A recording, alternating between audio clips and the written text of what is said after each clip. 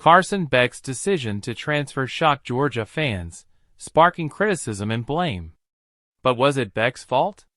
Despite the narrative, Georgia and head coach Kirby Smart were the first to reach out to Beck after he entered the transfer portal, followed quickly by Alabama.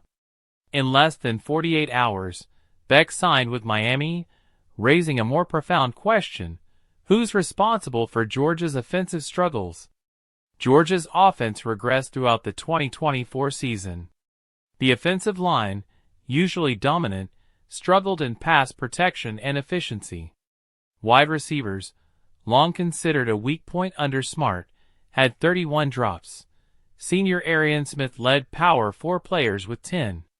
The rushing offense averaged just 124.4 yards per game, ranking 102nd nationally, 50 yards fewer than Georgia's worst output in the Smart era.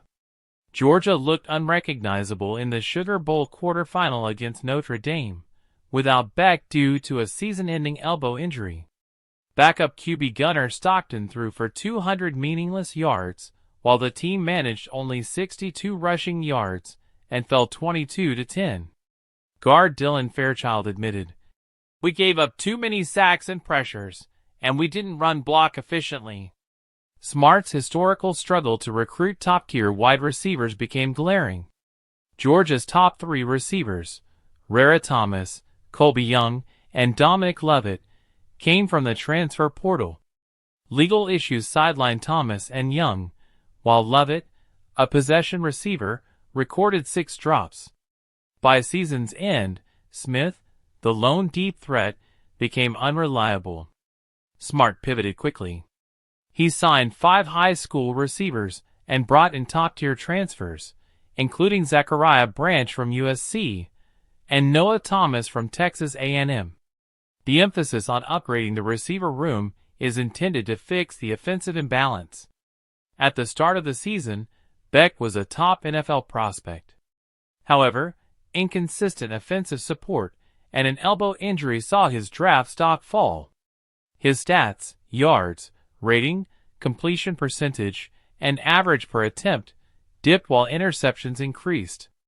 Georgia's once dominant offense relied on squeezing out narrow wins against Kentucky, Mississippi State, and Florida. Now, Beck joins Miami with high hopes.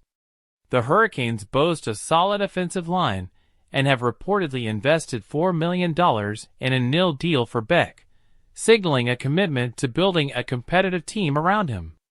Expect Miami to add experienced wide receivers through the portal, something Georgia failed to do in time.